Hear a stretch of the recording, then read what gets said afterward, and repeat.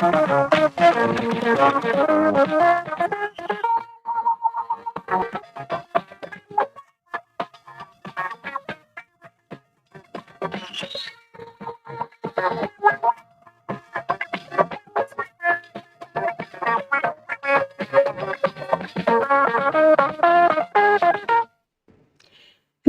it's time for Newsline, your Sunday tonic and real mixed bag of human interest stories.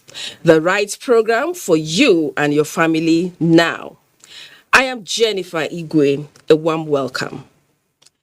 Apart from simple calculations, many dread arithmetics. And I think people like me somehow fall into this category. Truth be told, there are those, however, with unique traits that we can qualify them as human calculators. It is a term used to describe a person with astonishing ability in some areas of mental calculation and mathematics. On our lineup today is a little girl who has some of these traits. Interestingly, she is a school dropout. Why? How? Stay on the line for this interesting story. We also have an update on the fate of the school proprietor who, instead of assisting late Hanifa Abubakar harness her potential, heartlessly cut her life short. Well, justice has been served in this unfortunate case. Stay tuned for more on it.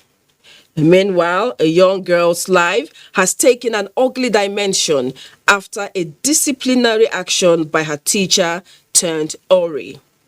How did the supposed corrective measure result in the young girl ending up in a wheelchair? A big question indeed, and we have answers. There are other intriguing stories lined up, including celebrations of love and achievements. Time now for the news segment, though. Elizabeth Omori in Abuja is waiting. Hello, Lizzie. Good to see you. Good to see you too, Jennifer, and thanks for joining us in Abuja. Secretary to the Government of the Federation, Boss Mustafa, has urged the civil service to institute more policies and programs to prepare civil servants adequately for life after active service in order to harness their productivity when they become senior citizens. He stated this in Abuja at a send-forth organized in honor of a retired director in the office of the Secretary to the Government of the Federation, Polycarp Sambo, who bows out of service after attaining 60 years of age. Tariff reports. All is well that ends well. This captures the mood as Polycarp Shambo, director in the office of the SGF, retires from active service. For many years, his duties include managing the daily schedules of the SGF as well as classified information in the engine room of government. Boss Mustafa notes that the retired director leaves the service with legacies of diligence and honesty. I think preparation for exit should be a major agenda of the civil service, so that people that can be productive even after they have left the civil service will have an opportunity to be productive. And I believe that with the knowledge that you've acquired, you will be productive. And if there's anything we can do as an office to help you establish yourself and also continue to offer services to this country. Shambo held the secretariat perfectly well, and we are proud of him. The retired director appreciates the SGF for his mentorship, which he says is worthy of emulation. I want to, from the bottom of our heart, thank you greatly.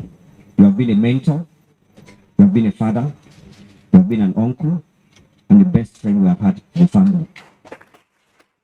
And then a toast to more productive years, even in retirement. In Abuja, Mitaire Ikben, NTA News. To electoral matters, INEC office and approved centres in Lagos recorded a large turnout of eligible voters on the expiration of the deadline for PVC registration.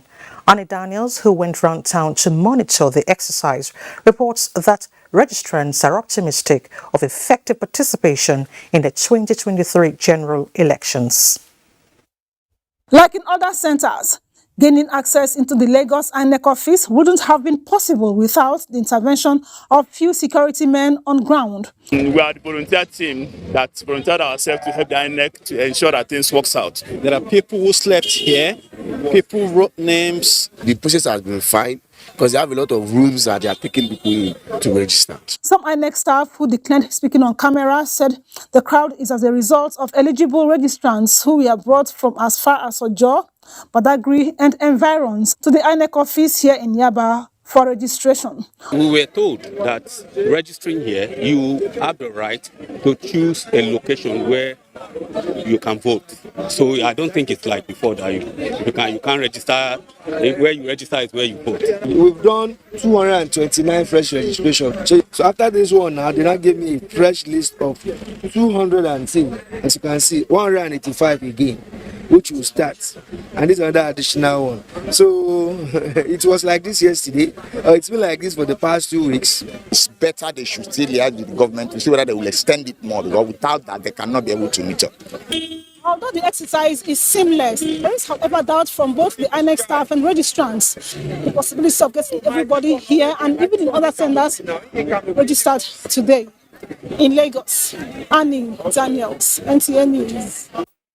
Governor David Umahi of Ebonyi State has won the senatorial ticket of All Progressives Congress APC for Ebonyi South Zone in our fresh primary. Chika Okori reports that Governor Umahi polled 250 out of 275 votes to beat 4 other aspirants at the headquarters of Afikpo North local government area. After deliberating on a suit challenging the exclusion of Governor David Umahi in the candidate list for the 2023 general election, as published by the Independent National Electoral Commission, INEC, the Federal High Court on Friday, the 22nd of July, ordered a fresh election in Ebonyi South Senatorial Zone. This formed the basis of this exercise. Out of the 285 delegates scheduled for the election, 275 participated. David Umahi has scored a total of 250 votes, which is the highest number of votes, is hereby returned as winner in this election. The winner of the fresh primary, Governor David Umahi, appreciated the delegates for their preference. This ticket is a very strong ticket. It is a ticket that other tickets of ABC in the state are leading on. The fresh election, contested by 5 aspirants, witnessed presence of security personnel, INEC officials, and other observers. In Abakaliki, Chika Okori, NTA News. Away from electoral matters, as the 2022 trial census ends nationwide, the National Population Commission and key players in population management have described it as a success and are optimistic of a credible and viable census data in 2023. Oluseyi Adiagbo has a review of the exercise held for over a month in selected local government areas across 36 states of the Federation and the FCT. Trial census is among the activities the National Population Commission came up with in preparation for the 2023 nationwide population and housing census. The sampling methodology MPC adopted in the trial census is to test run the technology-based exercise scheduled for next year. Adegbite Rafiu is a resident of Inekwafon, southwest of Ogun State, a community bordering Republic of Benin. Though Adegbite provided officials of the MPC his household details with ease, but they say this is a sharp contrast to situation in the areas close to the border. The challenge we have specifically is at the back end. The front end, we've been having it so good, you can see them. But the back end, in fact, up to yesterday by 4 o'clock, the server, the dashboard was down. So we have a lot of resistance. It is also good to try whatever it is that you are cooking in your office. So that's what they are come to do now. So let's learn from this so that we can have a credible census. The NPC also used the dry census, which lasted for 33 days, as advocacy and to sensitize Nigerians on why the 2023 census would not canvass questions on religion and ethnicity. Ethnicity is still a sensitive issue, so we're downplaying it. I want to appeal to Nigerians. All the things that have been circulating in social media, that questionnaires have been designed so to way that particular questions are asked about certain religions and not the other religions, it's all not true. With a successful coverage of 7,718 enumeration areas across states of the Federation and the FCT, the National Population Commission is emphasizing its readiness for an actual census in Nigeria after 16 years. Olusheye Adiagbo, NTA News. A bit on transportation. The National Inland Waterways Authority, NIWA, has introduced Waterways Transportation Code to regulate inland navigation. NIWA's Managing Director, George Mohalu, said this is part of the measures to check the recurring boat mishaps across the country. Oinaya Kalwoka reports. In less than a month, 2 tragic boat mishaps occurred in Lagos and Niger States, killing not less than 20 passengers. These reoccurring incidents, according to NIWA, are due to night journeying, lack of use of life jackets, despite consistent sensitization and monitoring by the authority. Briefing the press, the Managing Director, NIWA, George Mogalu, said measures have been put in place at addressing the mishaps. The most important of these measures is the introduction of Inland Waterways Transport Code. The code tends to regulate inland navigation generally, but particularly passenger services, loading and unloading operations, safety of navigation. He said NIWA has established 9 search and rescue stations in Lagos, Lokoja, Port Harcourt, Yauri, and New Busa, and additional 3 for other locations. NIWA has also commenced the training and certification of boat drivers nationwide, with a view to ensuring professionalism, regular safety awareness, and sensitization campaigns across the country. This is in addition to regular security and compliance patrols on the waterways by the team of NIWA, police, and mariners. The MD stated that surveillance gadgets, life jackets have been provided to enhance safety and security along the waterways. Sending life jackets to this our area office. But what pains us is that you will still see people go and board vessels from unauthorized jetties, at times from riverbanks, without wearing life jacket. Oyinaya Kalu Oka, NTA News. The standard of education and the quality of young people churned out of institutions of learning will determine the future of the country. The honor in chair, the 10th of Eleme in Rivers State, King Apollos II, made this assertion during the graduation ceremony of Nigerian Navy Secondary School, Borokere, Port Harcourt, where he was the special guest of honor. Ijoma Ugweke reports.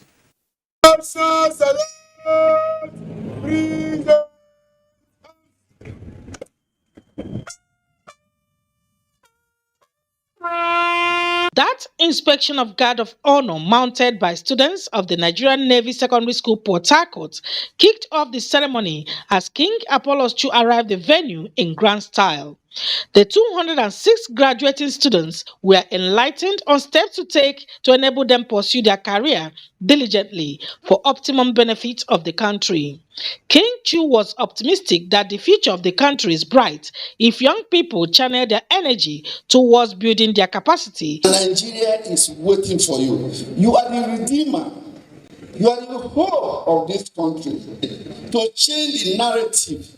Consider what you can do differently from what others have not done, and they are not even thinking of doing it tomorrow. The future is in your hand. The commandant Nigerian Navy Secondary School, Port Harcourt, said the 206 students have undergone series of trainings that will keep them focused on their future endeavors. Be a worthy ambassador of this school wherever you find yourself after this graduation. Words of advice, encouragement came from other dignitaries, including the Rivers State Commissioner for Works, Dr. Judge Kelly Alabo. Everything you find your hands to do it well. Do it perfectly. High points of the event was the award to the special guest of honor, the Onenchie X, King Apollos Chu. King Apollos Chu is a business mogul in the oil and gas sector, an advocate of peace, a philanthropist, a bridge builder, and a pan-nationalist, preaching the message of brotherhood and mutual respect among traditional rulers.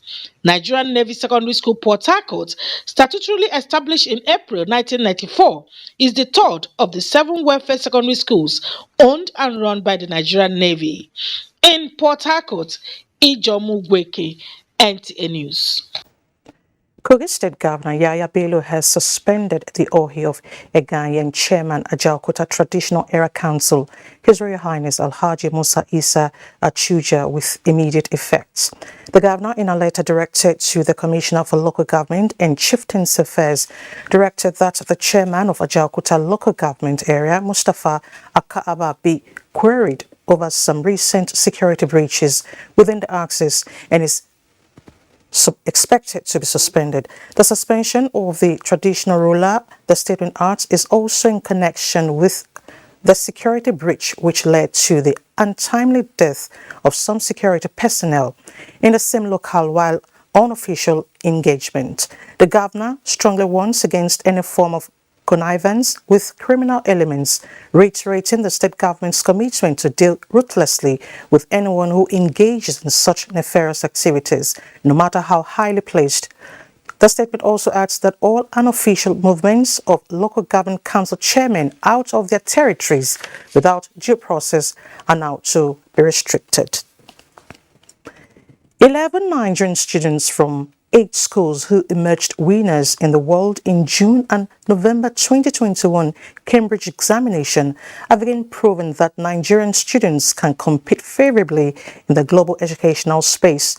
Lynn Leneke, who attended the 4th annual British Council Recognition and Outstanding Cambridge Learners Awards ceremony held in Lagos, reports that the students were awarded for outstanding performances in single subjects.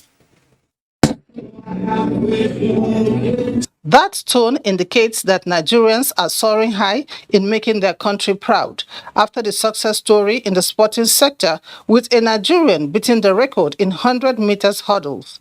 These Nigerian students have followed suit in that doggedness by emerging tops in various categories in the 2021 Cambridge examination series.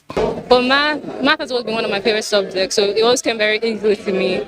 But I worked really hard in doing past papers. It taught me to read, to understand, to internalize what I read. So I guess that helped me as well. High Achievement Awards were presented to students who came top in Nigeria for single subjects. Special recognition awards were also presented to schools that won environmental projects as well as work in equity and inclusion. See Nigerians being top in the world, being top in Nigeria, students and their parents are happy that our qualifications, our exams are working. Not just achieving top results in Nigeria, but some of these students achieve top results worldwide. It shows that our children can do well comparing them to anybody across the whole world. So I think it's a testament to our education sector.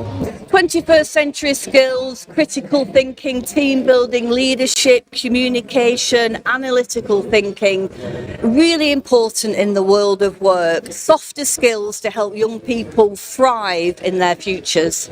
The British Council in Nigeria has over time developed and sustained partnerships based on mutuality. In Lagos, Lynn Lenake, NTA News. In other news, armed bandits have unleashed mayhem on Garden Sambo and Mansour village in Al-Kaleri local government area of Bauchi State. Mahmoud Mohammed reports that Governor Bala Mohammed paid a sympathy visit to the communities.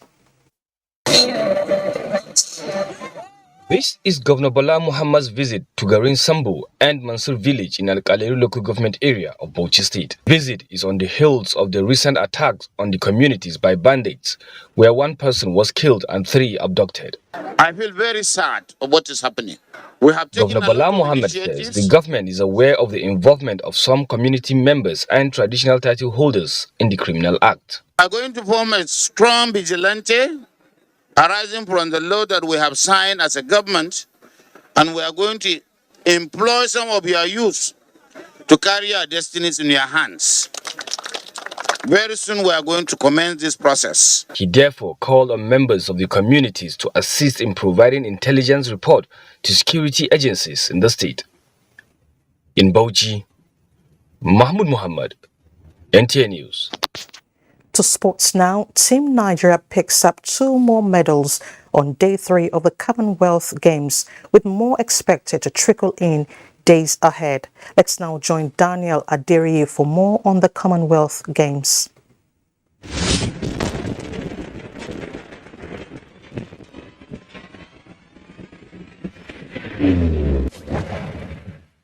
Folashade Rafiatu Lawal has won Nigeria's 2nd gold medal at the 2022 Commonwealth Games. The 25-year-old won the medal in the women's 59 kg weightlifting event on Sunday. Lawal lifted a total of 206 kg to set a Commonwealth record for accumulated lifts.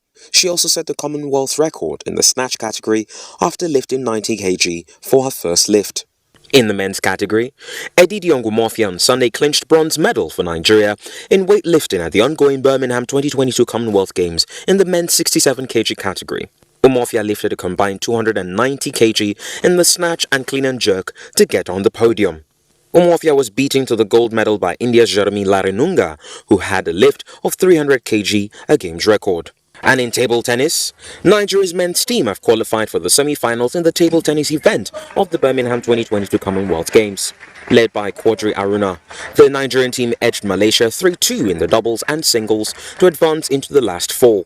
Nigeria is now guaranteed a medal for reaching the semi-finals. Nigeria will now meet India in the semi-final, which comes up on Monday.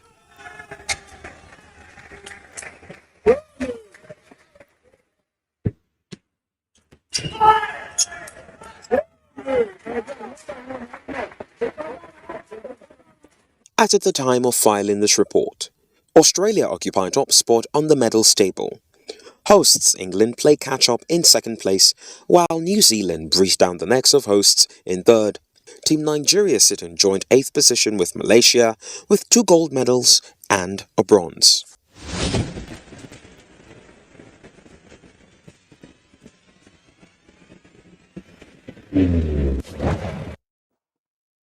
Thank you, Daniel, for the updates. And for more sporting stories, let's join our sports desk.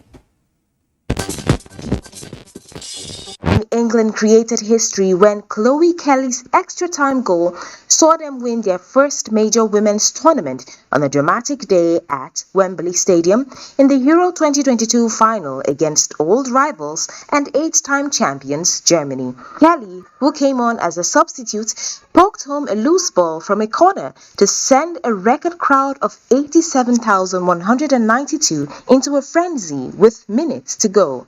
Nigeria's forward and former Al Ali star, Junior Ajayi, has penned a deal with another Egyptian side, Smoha. Ajayi, who left Al Ali 5 years ago, having won numerous laurels, joined Libyan side Al Nasir Benghazi before returning to Egypt on a 3-year deal with Smoha. Still on football, All Stars International Football Club have successfully defended the title they won last year by winning this year's edition of the Abuja Veterans Invitational Tournament, beating Unity Sports Foundation 2-0 in the finals. It has brought peace, it has brought unity, and this is what we need in our nation, Nigeria. We are coming up as runners-up. That shows that we are progressing. The tournament, played at the FIFA Goal Project pitch of the Moshood Abiola National Stadium, also saw CKSP defeat Unity Veterans 4-2 on penalties to pick the 3rd place. To cricket, A poor batting display saw England suffer a heavy 90-run defeat in the deciding 20 against South Africa to lose the series 2-1. Chasing 192 to win at the Archie's Bowl, England were blunt with the bat, going 55 balls without hitting a boundary. It is the fourth time in 6 T20s this summer that England have been bowled out. With Sports Update, Cynthia Ogun, NTA News. The federal government of Nigeria is deeply saddened and concerned over the murder of a Nigerian, Alika Ogochukwu, in Civitanova, Marche province of Italy by an unnamed Italian on the 29th of July 2022. A statement by the spokesperson of the Foreign Affairs Ministry, Francisca Omayuli, noted that the federal government has called on the Italian government to ensure that it brings the perpetrator of the heinous act to book. While commiserating with the family of the deceased, the federal government directs its embassy in Rome, Italy, to collaborate with relevant Italian authorities to ensure that justice is served and speedily too, to forestall reoccurrence. And that's the news segment. More reports ahead with Jennifer after these messages. To stay with us. Times 10. Get a Glow SIM today and enjoy 1,000 Naira sign-on bonus for voice and data. All new and existing Glow subscribers also get 10 times the value of their every recharge, plus up to double their data recharge as bonus. All Glow subscribers also get up to free 20,000 Naira bonus for voice and data. The Executive Vice Chairman, Chief Executive of the National Agency for Science and Engineering Infrastructure, NASENI, Engineer Professor M.S. Haruna Sarikin Sharif Anjahun Nasarawa, cordially invites the public to the groundbreaking of the permanent site of Agricultural Machinery and Equipment Development Institute and launching of solar home systems for 4,000 homes in Lafia, Nasarawa State. On the same day, there will be a groundbreaking of NASENI Skill Development Center and North Central Zonal Engineering and Science Integrated Laboratory in Kefi, Nasarawa State. Date, Monday, 1st August 2022. Time, 10 a.m. beside College of Agriculture in Lafia and 2 p.m. for Zonal Laboratory along Kefi, Nasarawa Road. Special guest of honor, Professor Ibrahim Gambari, the Chief of Staff to the President. Chief host, the Governor of Nasarawa State, Engineer Abdullahi Suley. Special guest, the Honorable Minister for Environment, Barrister Mohammed Hassan Abdullahi. Royal Fathers of the Day, the Emir of Lafia and Baribari and Chairman, Nasarawa State Council of Chiefs, and the Emir of Kefi, Alhaji Shehu Chindo Yumusa III, who is the Vice Chairman, Nasarawa State Council of Chiefs, and Chancellor, Nasarawa State University. Announcer, Professor Engineer M.S. Haruna, Executive Vice Chairman, NASENI. One of the reasons why I started Munira, I wanted to make people feel good about what they were. I lost my dad in 2008. The day when the man died, I don't want to remember. School fees can't the adults. Things no can't go for me again. My journey with MTN started in 2014. I remember the night I told my mom I had gotten the scholarship. It was midnight. I went to the room, I woke her up and I said, I've gotten a scholarship. So happy. Neighbor week. The tagline for the YEDP program was Turn It Up. The funding has helped me turn my dream on. My ambition is to be successful, impact lives, and generally just make people happy.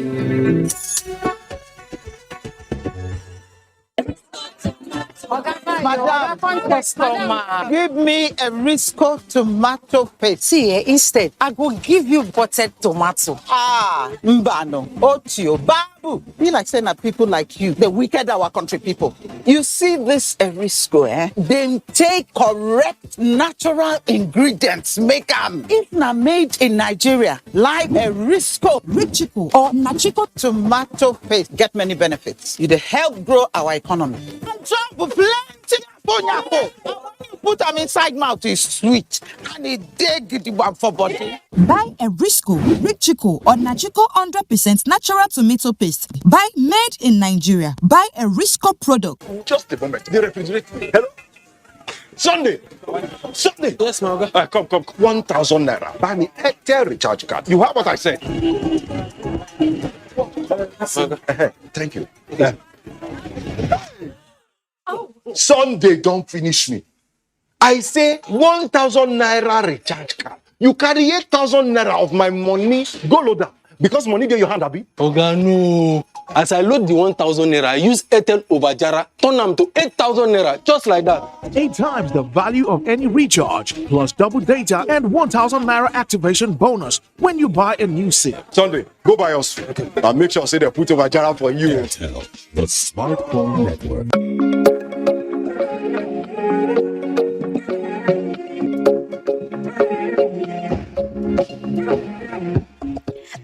From Niger, 60 years of comfort.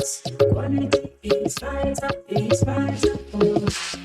Quality is Vita, Home for sure. It's Vita, Thank you for the joy, memories of comfort. Vitafoam is proudly Nigerian and constantly support Nigerians with consistent quality products for comfort and well-being. With Vitafoam, you don't just sleep. We give you the comfort that gets you recharged. Vitafoam, the fine art of living. Times 10. Get a Glow SIM today and enjoy 1,000 naira sign-on bonus for voice and data. All new and existing Glow subscribers also get 10 times the value of their every recharge, plus up to double their data recharge as bonus. All Glow subscribers also get up to free 20,000 naira bonus for voice and data.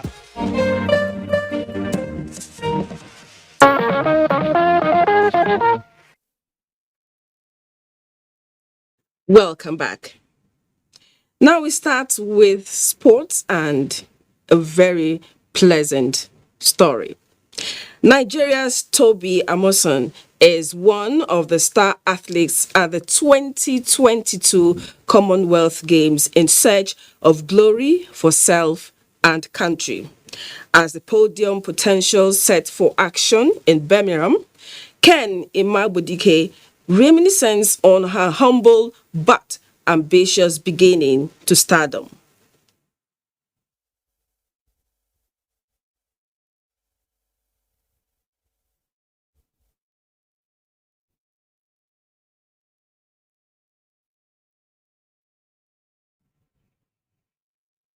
Okay, we'll come back to that story so that Kene will give us an update. Now, goldfish has no hiding place, so they say. This proverbial wisdom has gained credence in a remote community of Kano, where a dropout pupil is showcasing unbelievable mathematical ingenuity. To keep track of the speed of the brain of this little village, you need a calculator handy. Trust Newsline when it comes to trekking every inch to track breathtaking news. Lest I prolong your suspense, I hand you over to Elizabeth Yela in Kano. Kwana nawa ne a shekara biyu? 720. Kwana nawa ne a shekara biyar? 1800. Kwana nawa ne a shekara 15? Shekara 15,400. Sarta Garba, a genius endowed with a hyperactive brain that spontaneously works out complex calculations beyond the capacity of even adults. This rare natural endowment makes her stand out and of recent attracting admirers from far and near, especially with the social media catching a scoop on her talent. In our quest for details on contextualizing the pieces, Newsline sets out to Wadai, an agrarian community in Gaya local government area of Kano State, where 11-year-old Saratu lives. She is the 17th of 23 children born to Malam Adamu Garba, who attests to her uncommon intellect. Saratu is not just good at mathematics alone. She is equally blessed with the ability to grasp things easily, hence engages in a variety of handcrafts. A woman came for Saratu's naming ceremony, looked at her and said she's a gifted child. No matter what it is, if you will just show her how it's done, she will just grasp it immediately. God gave her that gift. Saratu was initially enrolled in school in her village, but later dropped out due to bullying by her classmates, who called her with derogatory names. Worst of all was her class teacher that was fond of punishing her whenever she alerted him if he committed error. Like all geniuses, Saratu does not accept idleness. Hence, she ventures out when doing nothing, where admirers engage her in calculations and give her tokens in return. That was how a video clip of her calculation exploits, recorded by one Imran, went viral. I asked her a question, mathematical question, and she's answering without even thinking. So I say, wow, we can't waste this kind of talent. This video generated not just genuine concerns, but willingness from the circles of government and individuals to get Saratu back to school, to actualize her potentials and reshape her destiny. Although Kano State government, through Adolescent Girls Initiative for Learning and Empowerment, AJAB, has initiated a move to get her back to school, a good philanthropist, Bashir Ahmed, has beaten the government to that, having secured the consent of her parents to enroll her at NYSC Busy Child Nursery and Primary School, Gaya. We spoke with his representative. We are now enroll her in the school yesterday, and he started coming to school, and we also provided the mobility services. They made a payment from nursery 1 up to primary 6. Charity is calculating 30 days per month, 360 per year. So we are going to ask her some mathematical calculations now with regard to this. So idan misali mutum yana shekara 5, kwana nawa yake da shi? 800. 1,800 ko? To idan mutum yana da shekara 7 kuma ba. 2,520. Saratu has now become a local sensation in her village, as other children now desire to be like her.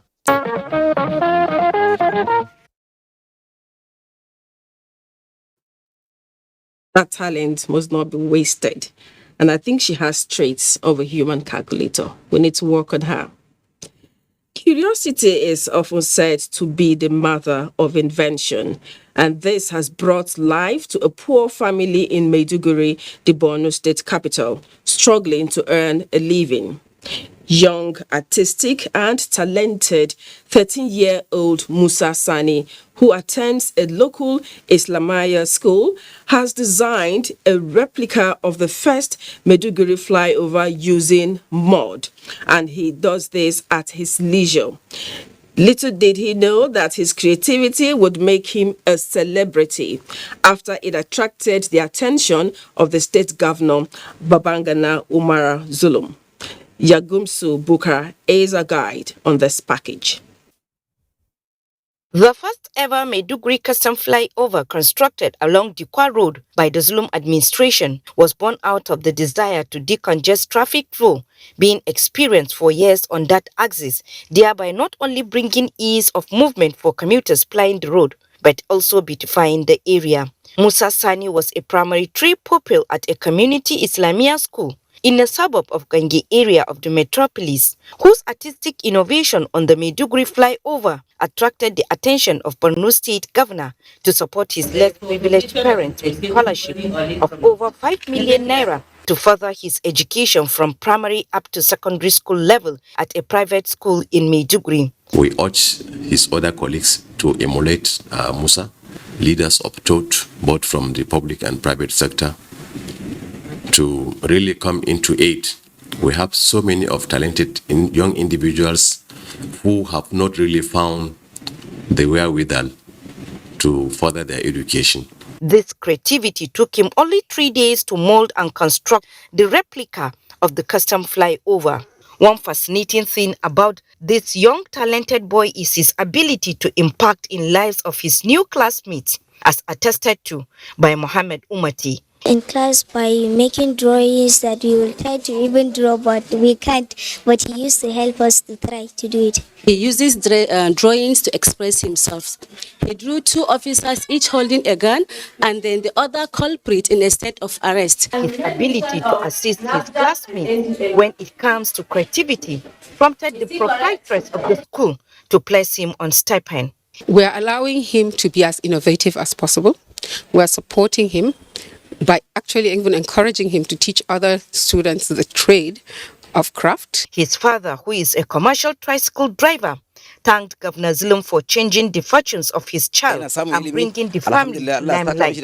I feel happy be in this school.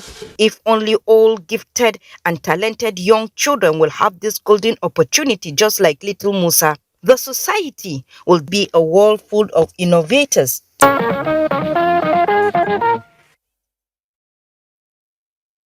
Musa is sure talented. Can you imagine what he did?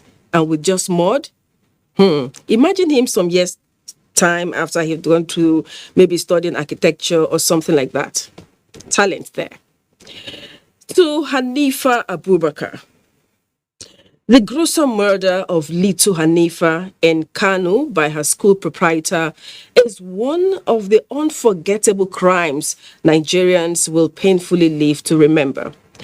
It was one tragedy that united the nation in shared grief and the call for justice that resonated even beyond the shores of the country. Eventually, justice was neither hurried nor delayed. The killer has been convicted to die by hanging. Yahanatu Hassan reflects on the incident and reactions of Nigerians in the face of justice. It has become the responsibility of the government, and by implication, the responsibility of the people of Kano State and Nigeria at large, to ensure that the judgment is obtained in a very short period of time. The governor has already assured us that justice must be done. Not just a sucker to sign my father's responsibility. You see that justice is done. Justice was the general anthem in Nigeria and beyond the moment the news of the barbaric abduction and subsequent killing of Hanifa Abubakar broke. That was in December 2021. 7 months after, Kano State government has secured conviction for all the 3 arraigned suspects. Judgment now passed, with a 5 and 4 year jail term for Abdul Malik Tanko and Hashim Isiaku respectively, and a heavier death by hanging penalty for the duo, while Fatima Jibril is to serve 2 years jail term. The Prosecution Counsel and Attorney General Kano State Musa Lawal further speaks on the judgment.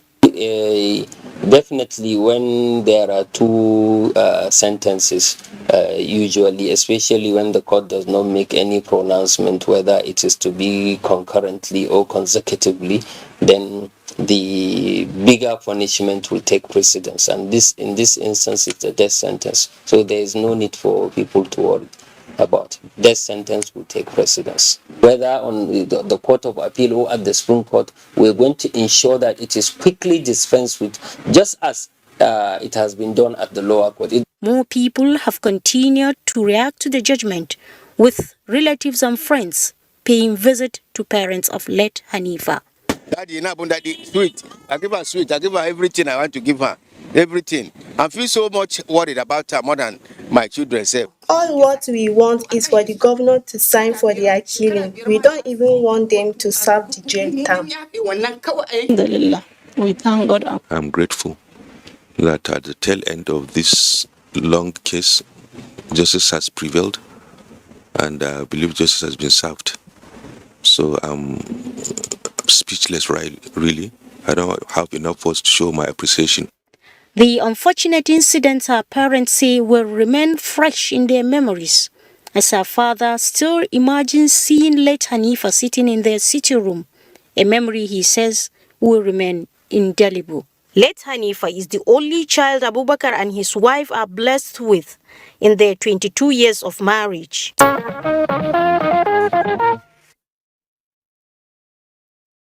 This is justice well served. May Hanifa's dear soul rest in peace.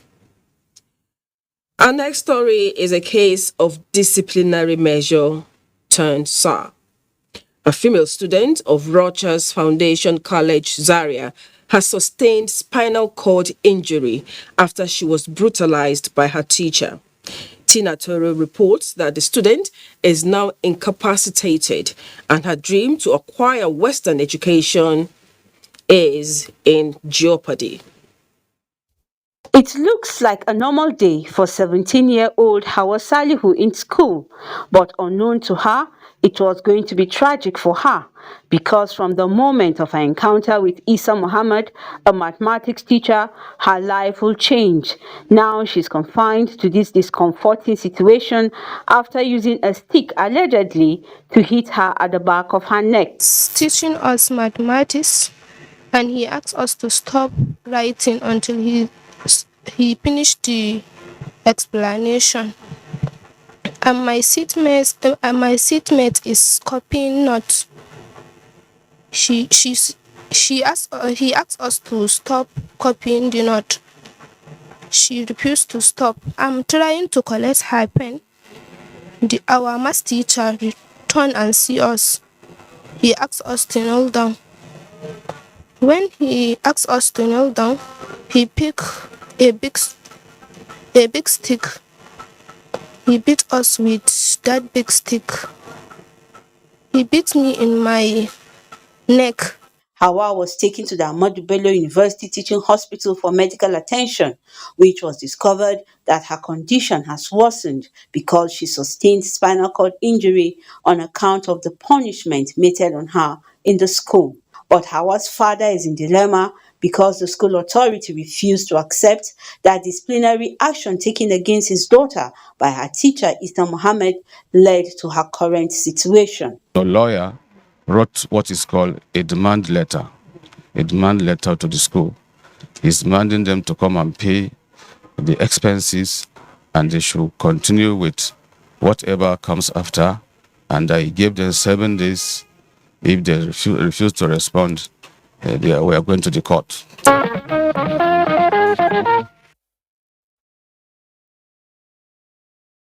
This is sad. Teachers should please know where to draw the line to avoid pathetic and avoidable stories that touch the heart. And I hope that something can be done about this case.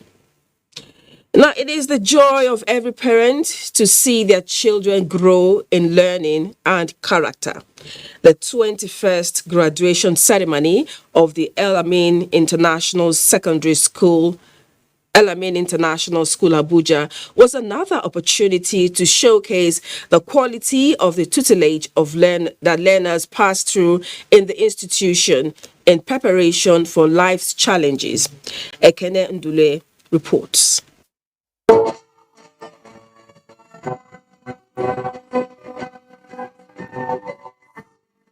Class of 2022 of El Amin International School Abuja proudly stepping up the stage to take their certificates of graduation, marking the end of an era and the beginning of another. For 21 years, the school has been in the business of grooming young ones to become pace-setters in various endeavors. So far, so good is the theme of the celebration, and an opportunity for the school management to recount their journey, the vision, and success stories. El Amin simply means the faithful. It stands out in the areas of academic excellence, social behavior, and moral upbringing. Every year, officials from the Department of Quality Assurance Service visit our school on routine check. We are happy to announce to you that we have never been found wanting even for once. Musical performances and speeches resonated, providing the right atmosphere for family bonding. Time for award of excellence. One after the other, outstanding students were called up for their reward. Grandma Amina Ashik however, stood out as the best graduating student and is going home with multiple awards, including scholarships.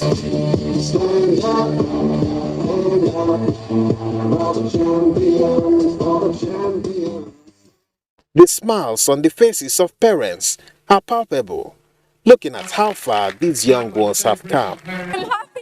Sad from the tears on my face. You guys know that I cried a lot, but at the same time I'm very, very happy for like what the whole future holds. Advice for them is to stay strong, stay to who they are, learn what they have learned or acquired from the institution itself and from Mrs. Sambo, and to continue to get good mentors that would help them through the university. Ritual of cutting the graduation cake signaled the end of the ceremony.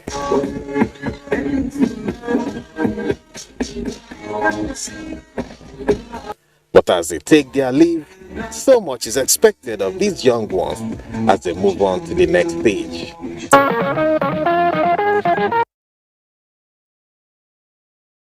Future leaders there, congratulations. To another graduation, it was an interesting moment at St. Morumba College, Jos, as parents and other stakeholders in the education sector gathered to celebrate the 2022 graduation set of the college. Brinret Silvanus Lot reports that the students who distinguished themselves in academic activities were honored. The event, which attracted stakeholders from far and near, began with a Thanksgiving Mass as the graduating students appreciated God for His love and kindness. I've always waited for the day to come, and thank God that it has come, and we are celebrating it in good peace. And for us, I feel great because 6 years is not 6 months. So it's been great being in this great institution. And I want to encourage others who are coming up so that if they come here, they should be also good ambassadors of this great institution. Been very nice. So actually, this has been a journey. 6 years is not a small piece.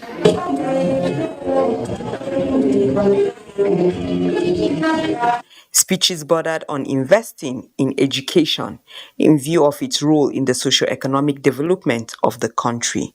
I want to use this opportunity to urge all parents of our graduating students not to rest on their oars in the furtherance of academic training of these boys, because their higher school certificates is a surer way to a better tomorrow. Quality of education determines the level of development of a nation.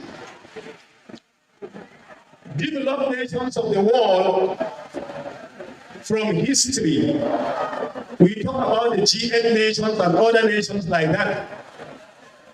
They got to where they were because they gave education its rightful place. And as you sang in your anthem, the school anthem, where great men have passed, it's where you are. So also, my prayer for you is that you are the great men of tomorrow. One interesting aspect of the event was the recognition of students whose hard work and dedication paid off.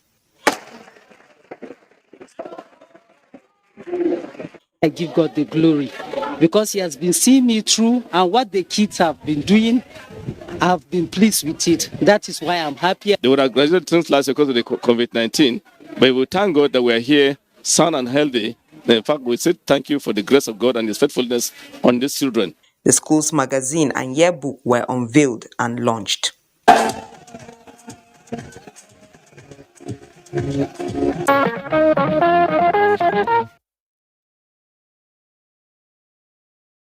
Congratulations again. Now, Mariam Abacha, American University of Nigeria, Kano, has pledged to provide 500 million naira for the development of entrepreneurial skills of the students towards productivity so they can compete favorably with their counterparts across the world. The founder of the university, Professor Adamu Abubakar Gwazo, dropped the hint during a dinner to welcome new students of the university. Abdullahi Mustafa reports that musical artists from within Nigeria and the Republic of Niger performed at the event. Students, I present to you these students for matriculation into the School of Computing of the University. This is a moment so special to both the students and management of the Mariam Abacha American University of Nigeria, Kano. Special indeed, as it is the first matriculation ever by the institution, while the students are the first to be matriculated. These make the event so unique, full of fanfare and grandeur. They call it Entertainment Dinner, and was organized to create an avenue for interaction between the management and the students.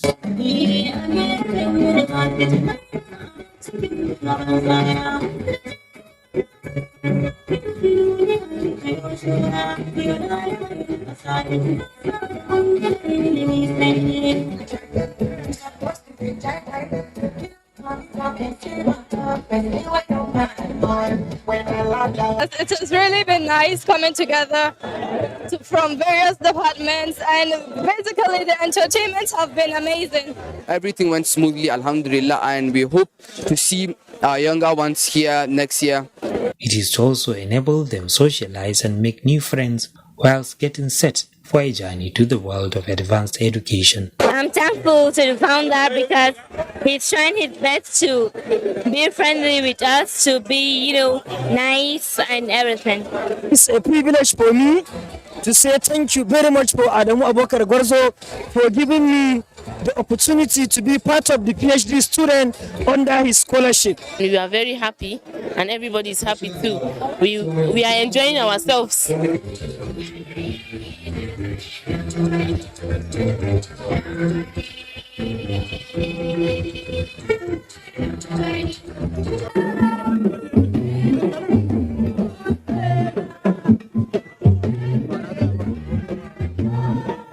Philanthropic scholar and founder of the Mariam Abacha American University of Nigeria, Professor Adamu Abubakar Gwarzo, was at the head of the event. So Mariam Abacha American University is an international university, and it's an opportunity for you. You are part of the system, you are part of the family, and I think from next year, like I said, we are going to save a fund of 500 million to assist the students.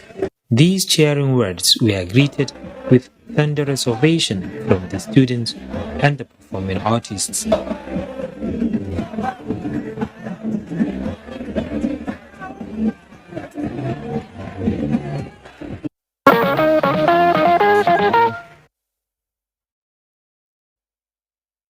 Entrepreneurial skills, very important.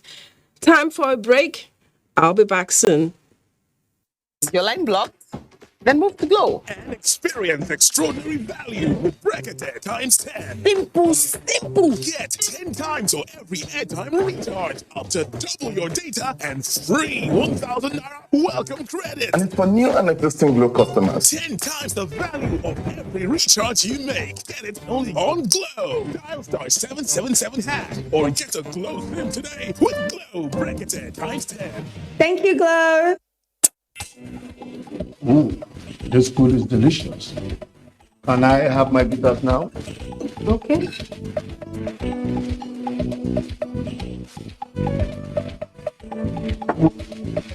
What is this?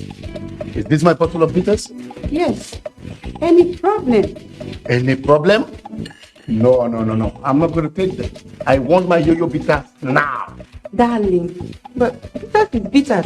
Look. Let me tell you. Yo-yo bitters, it is unique in formulation and effective in action. So take this funny stuff away and get me my yo-yo bitters now. Yo-Yo Bitters is naturally enriched with ingredients that flushes out the body impurities, tackles waist pain, and resolves constipation. It is also fortified with vitamins. Yo-Yo Bitters boosts your body immunity against diseases and free radicals. Because it is different in formula and action, I don't accept substitute. Yo-Yo Bitters, clean inside out. It depends me. It depends you. It depends us. It depends everybody. Yes. But what? no share, scatter, comot, e no go suffer. This one they talk, and make them go if they want go. This one they talk, we go comot, we go. This one say, make we scatter, make we burn, make we do everything. When you scatter finish, where you go? Okay, you go take private jet, carry your family go. But make I ask you, what about your uncle, mama, auntie, brother, sister? What about them? Remember, who throws stone for market? You don't know whether the stone go touch your own person. If the two way go come out from your mouth, you no go fit gather us together as one people. Shut up with please. War no get friend. You don't know language, you don't know anything. So if our get too much, make we sit down at the table of dialogue. Nigeria na my own, Nigeria na your own, Nigeria na our own. Make we come together and keep them together.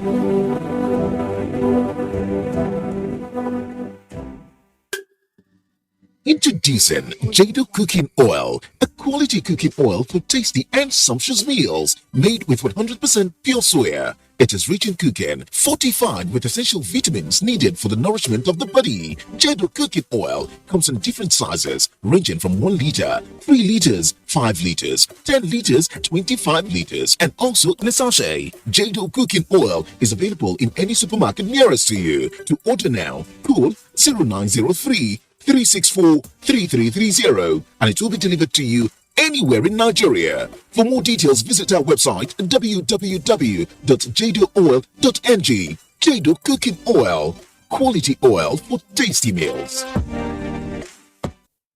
Have you been disconnected because you didn't link your national identification number to your MTN number? Don't worry. If you already have your NIN, here are 5 easy ways to reconnect.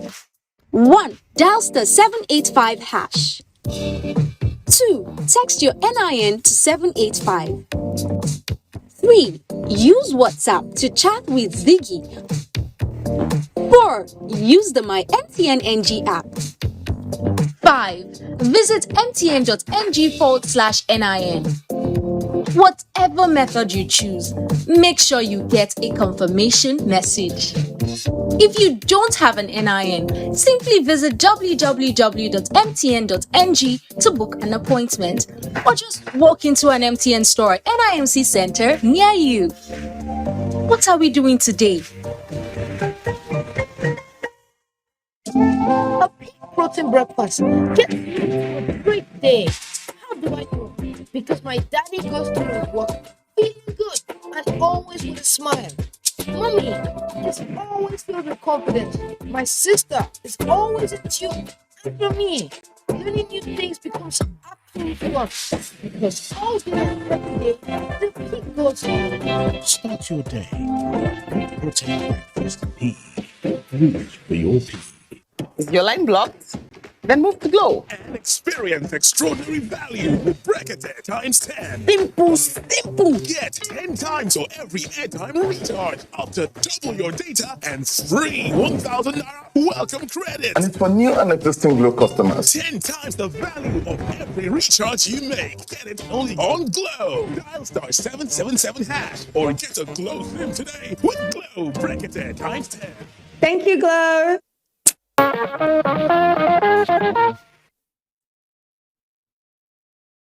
Welcome back.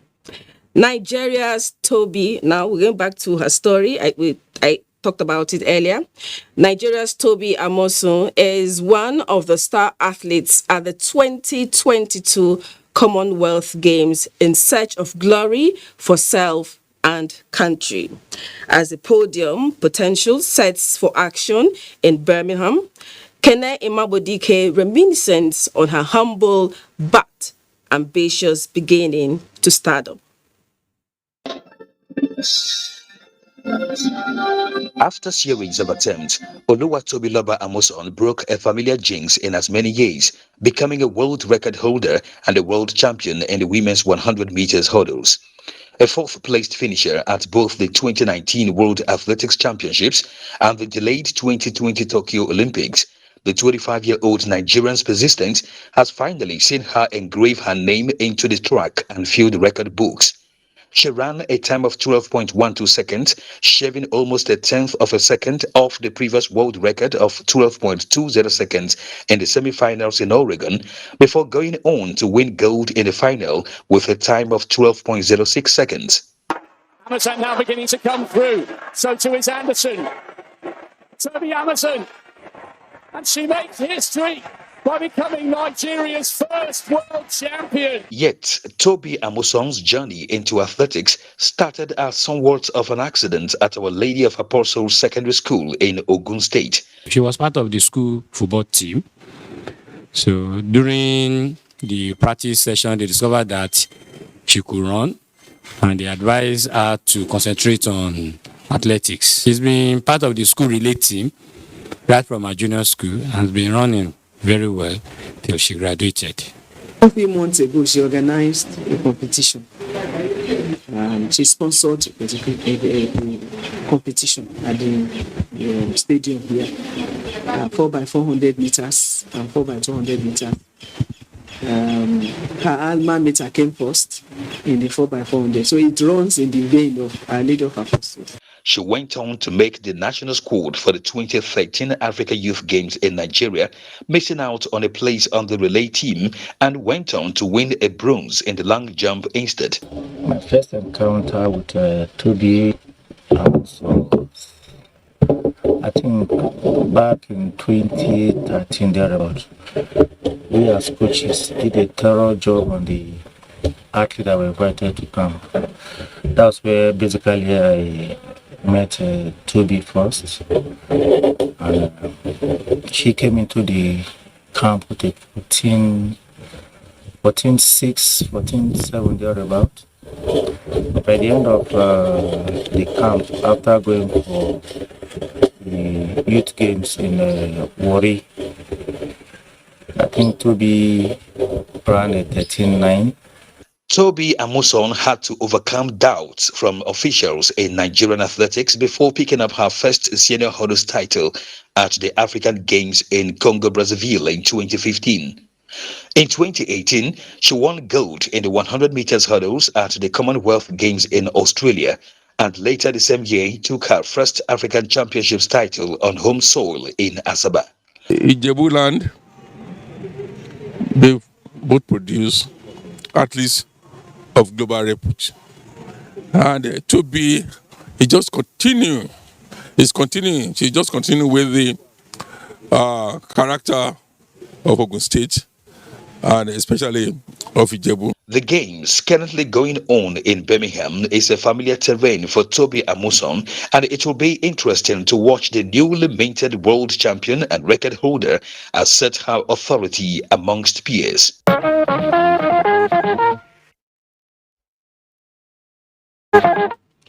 We are sure cheering her here. Her winning was not just for her, it made a lot of us cry. And for me personally, it took me back to the era when Nigeria was winning gold back to back on the tracks, in the era of Mary Oyali and people like that. Thank you, Toby. Continue to make us proud. Now, Total Energies Nigeria Limited has performed the groundbreaking ceremony for key project development at Government Technical College, Port Harcourt.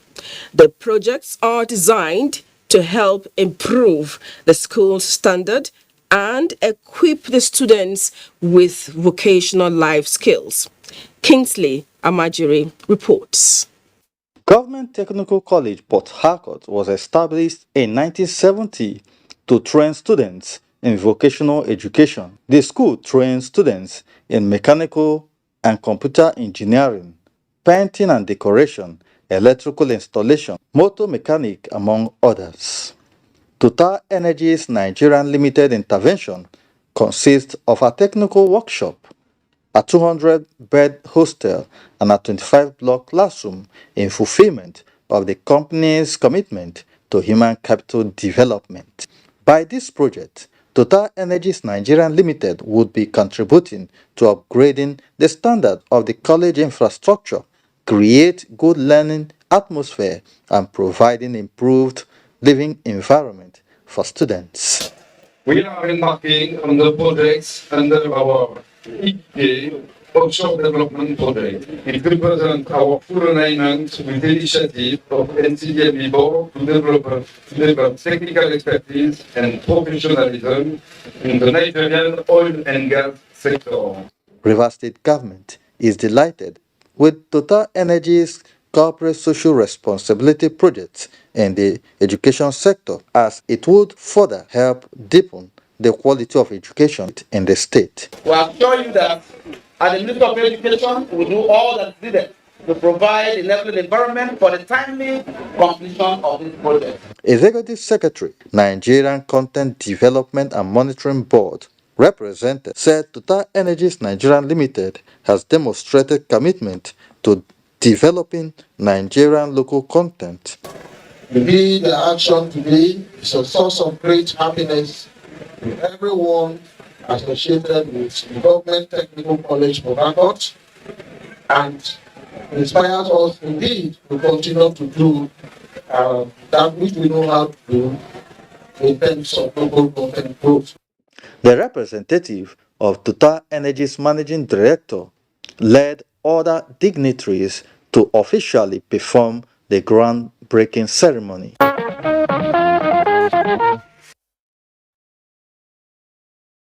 Great initiative there. Now to a celebration, a worthy one. With an average lifespan put at 45 for Nigerians, it won't be wrong to say that attaining a fruitful age of 75 calls for celebration. Definitely not.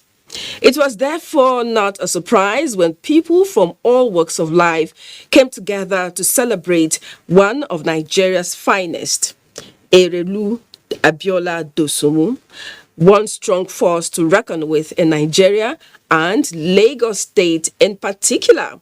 Abolade Salami, who was among those in attendance at the coronation Thanksgiving service, which took place recently in the state, now reports. Adorned in her usual traditional white attire, Erelu Kuti, the Fourth of Lagos, Yeye Abiola Dosunmu, was full of smiles, and this is a reflection of her sincere appreciation to God for bringing her thus far. I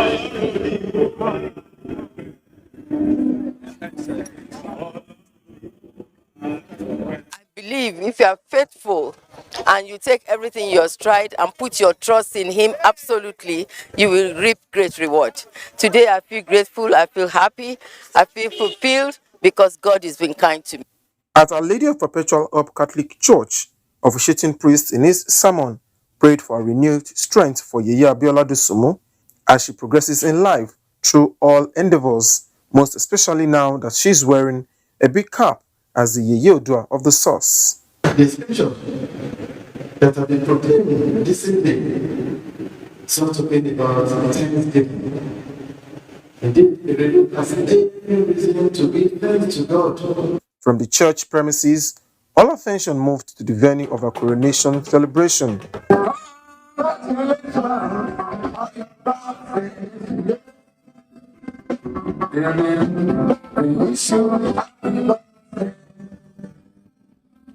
Where first-class traditional rulers from across the country, political juggernauts, family friends, admirers, and all other well-wishers were in attendance.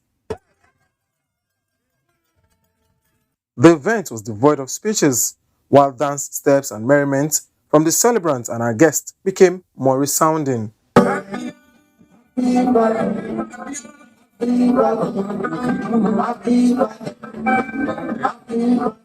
Ooni of Ife, Oba Adeyeye Enitu Ogunwusi, Ojaja II, and other traditional chieftains who graced the occasion described the celebrant as a woman of impeccable character whose love extends beyond religious or ethnic affiliations. I pray that she will live long and continue to propagate the Yoruba culture, traditions, and usage.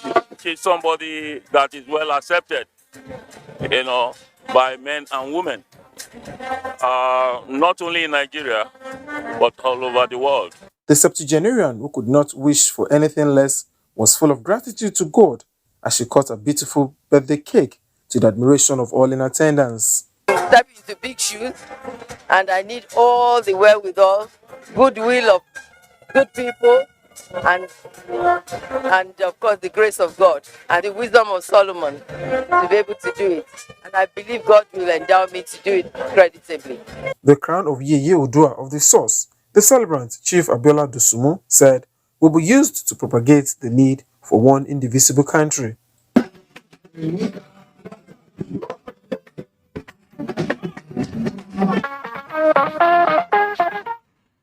Congratulations to the beautiful, ageless, and ever regal Erelu Dosunmu. Time to pay some more bills. We'll be back. One of the reasons why I started Munira, I wanted to make people feel good about what they wear. I lost my dad in 2008. The day when the man died, I don't want to remember. School fees can't the adults. Please no can't go for me too. My journey with MTN started in 2014. I remember the night I told my mom I had gotten the scholarship. It was midnight. I went to the room, I woke her up and I said, I've gotten a scholarship. Oh, happy. Neighbor week. The tagline for the YEDP program was Turn It Up. The funding has helped me turn my dream on. My ambition is to be successful, impact lives, and generally just make people happy.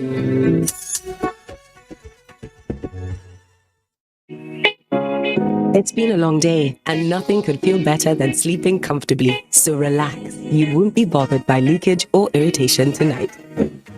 Huggies Dry Comfort has a super fast dry layer that quickly absorbs wetness for all-night dryness and comfort. So baby can wake up comfy and dry as the night before. And you keep doing great, Mom. Now in a new look pack, available from 650 Naira. All I do is win. I wake up, I win. I close my eyes, and I win.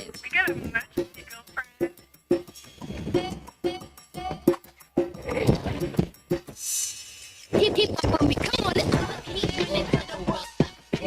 Independent, women, come on, now let's get it. I'm a keep it to the world, stop. Wow, you look great. Did you just with that on? Darling Superstar, great that takes salon fresh no matter what. Ovaltine 3-in-1. It has great taste. Big day ahead. Yummy, full of nourishment. And shots like Ovaltine 3-in-1. 3-in-1. New Ovaltine 3-in-1. Smart choice for smart kids. Breakfast. Get a great day. How do I know? Because my daddy goes to work feeling good and always with a smile. Mommy is always filled with confidence. My sister is always in tune. And for me, learning new things becomes absolute fun. Because all day and every day, the peak goes on. Start your day with protein breakfast tea. Rich for your pea. You're always running around. Keeping up with you needs a comforting touch from Huggies with the right stretch for how much you move. Huggies pants comfortably fit baby's tummy. Their 360-degree comfort fit waistband makes them easy to open and pull off and on. So baby can keep on exploring. And you keep doing great, Mom. Now in a new look pack.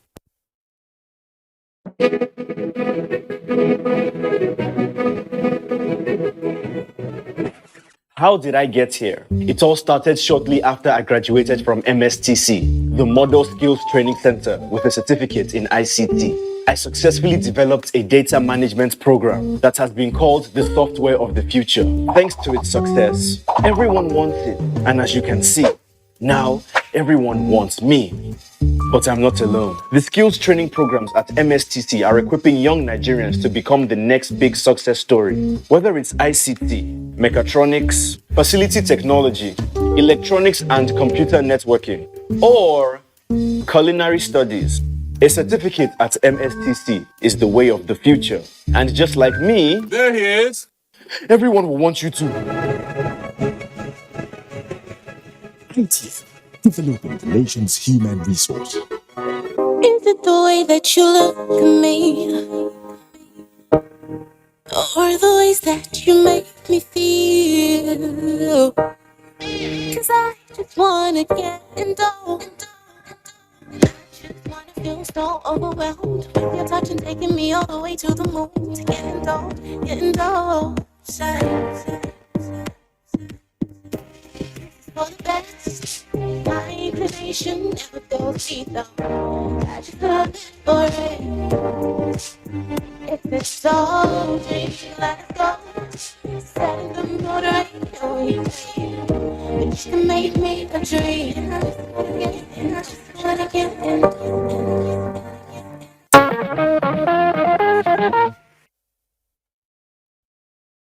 Welcome back to Celebration of Love. Kaduna town was agog as it played host to cream of personalities from far and wide who witnessed the wedding fatia of architect Turayo Mohammed Malagi, daughter of the publisher of Blueprint newspaper.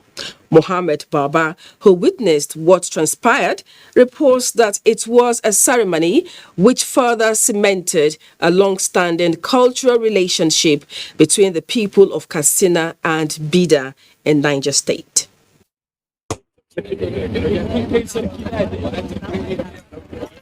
This convergence of two friends from Katsina and Niger states is to solidify their long-age relationship. It was a wedding fatia of architect Raya Mohammed Malagi, daughter of philanthropist, media guru, and publisher of Blueprint newspaper Alhaji Mohammed Idris Malagi. The wedding fatiha was presided by Chief Imam Yahya Road Jumaat Mosque, Ungwarimi Kaduna, Sheikh Khalid Muhammad, after payment of 50,000 naira as dowry by the groom.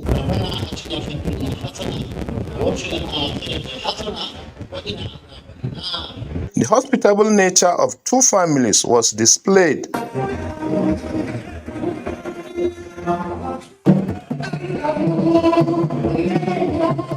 Alhamdulillah, I feel very happy that Allah has showed me this day, and I pray to Almighty Allah to give me the ability to do it right by my bride. I think it's a different experience that, someone is about to, go through.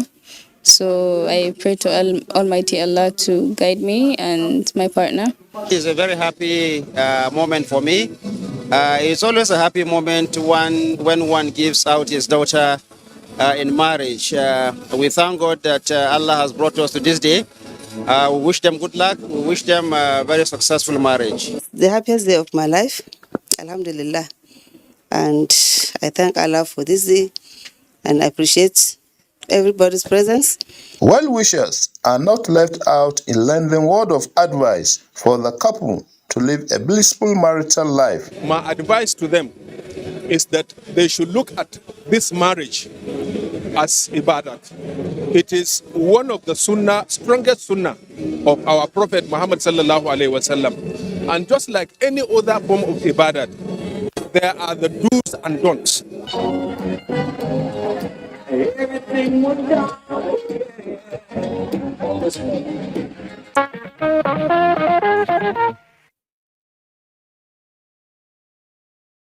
We wish the young couple the very best.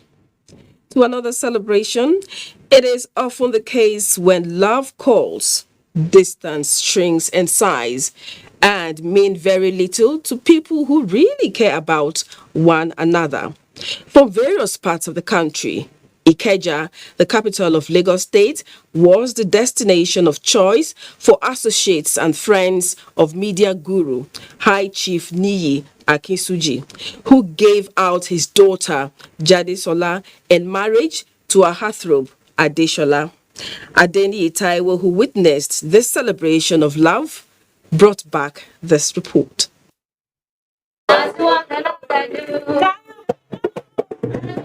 In the true fashion of the Yorubas of southwest Nigeria, marriage is a cultural and colorful ceremony.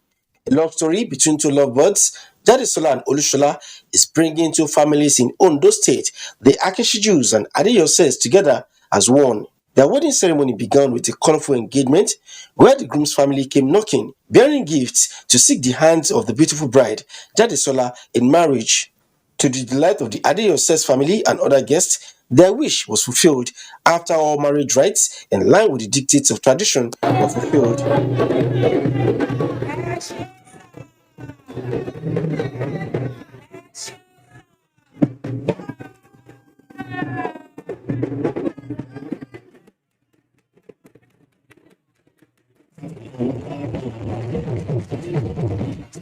Subsequently, tradition yielded space to merrymaking at a reception where guests converged to celebrate the new couple. The grand entry by the couple set the tone for the party.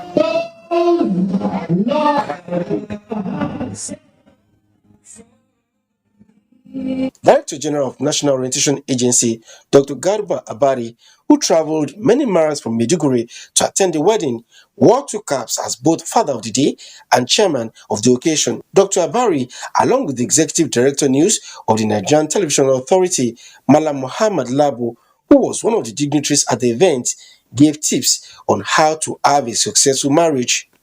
Let love guide their relationship. Let honesty guide their relationship.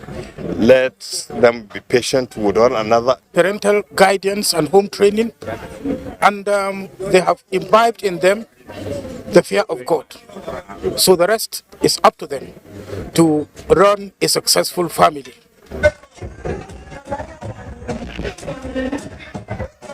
The father of the bride and chairman, Buhari Media Organization, High Chief Niyi Akinshiju, giving out his daughter's hands in marriage is quite fulfilling. It's a bond that has tied us together since our birth, So for me, this is a huge manifestation of the power of God, and I would go to any extent to celebrate her. They should regard themselves as one.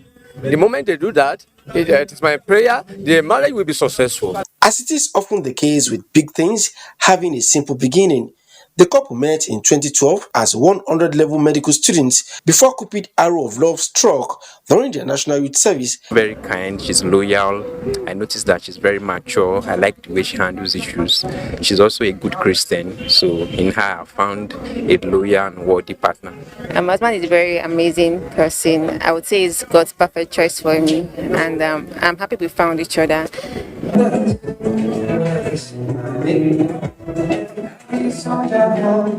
Here is wishing the new couple conjugal bliss. I will wish them lots of happiness and much more. This is where we'll end this edition of Newsline today. Thank you for being a part of it. Keep a date with us Sunday next week.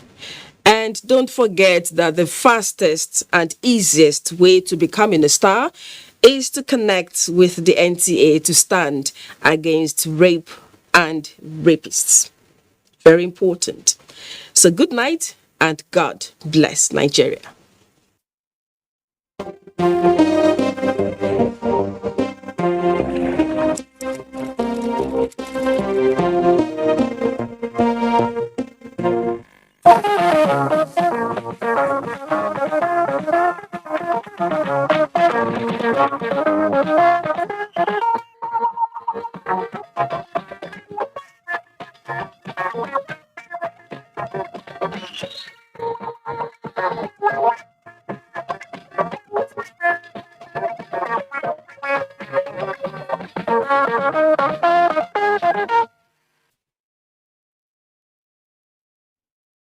Social media as a channel of communication is inherently harmless.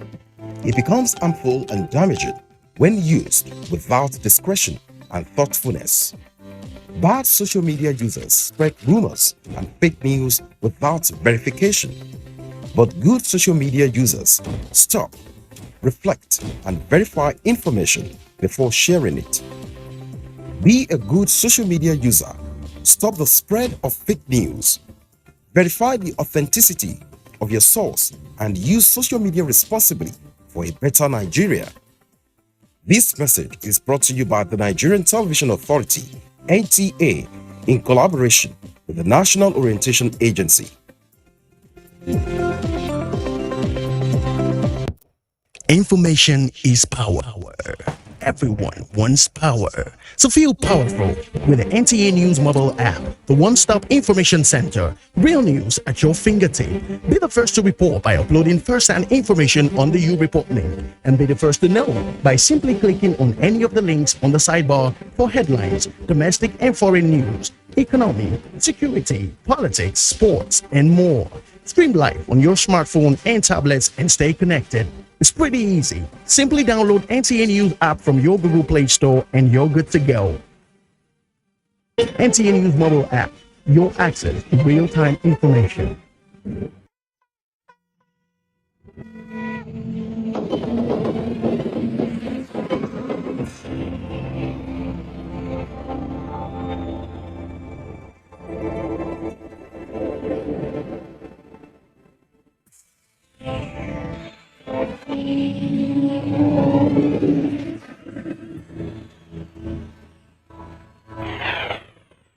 NTA, you can't beat the reach.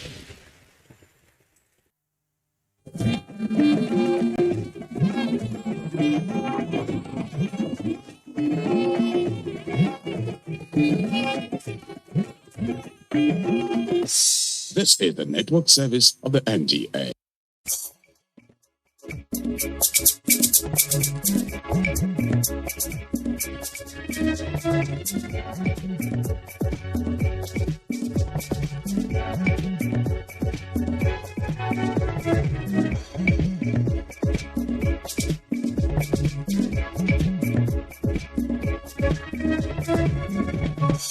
Well, 24 hours. That's the much everybody can have in a day. And truly speaking, for some, it's a burden. For others, it's normal. 24 hours is natural. But for a lot of people, 24 hours, it's more or less like too short a time in a day. But you can't have more than that.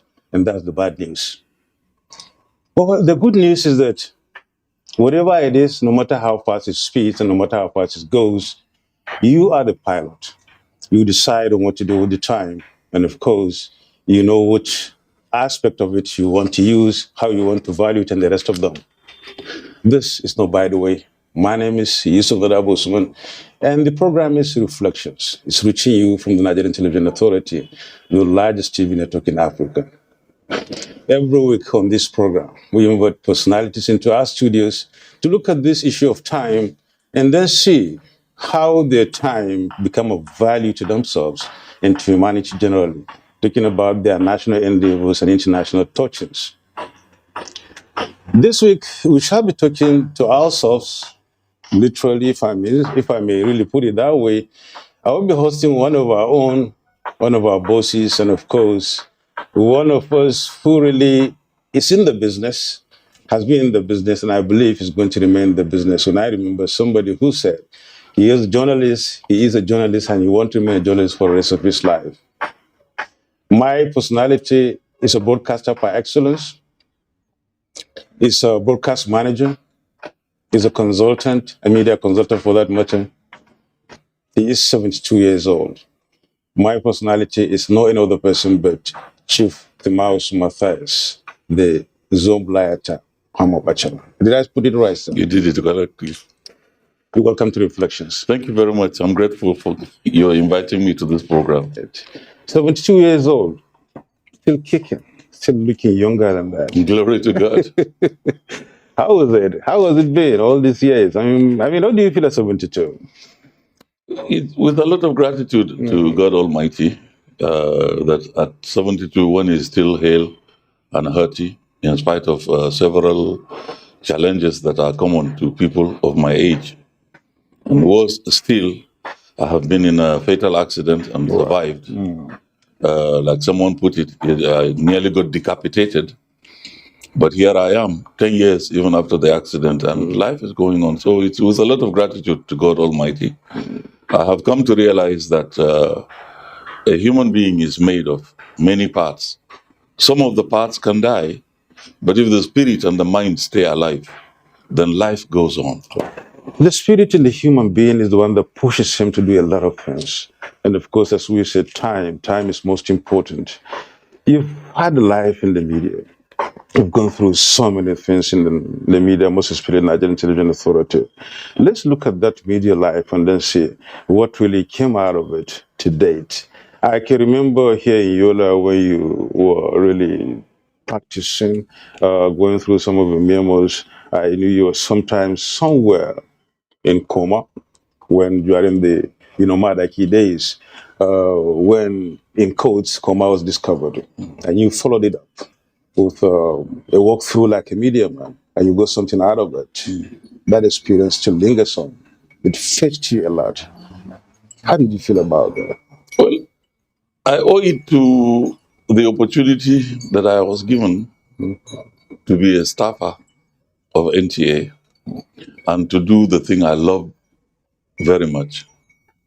And I tell my children that let the things you love be the work you do, and you will never need a job in your whole life.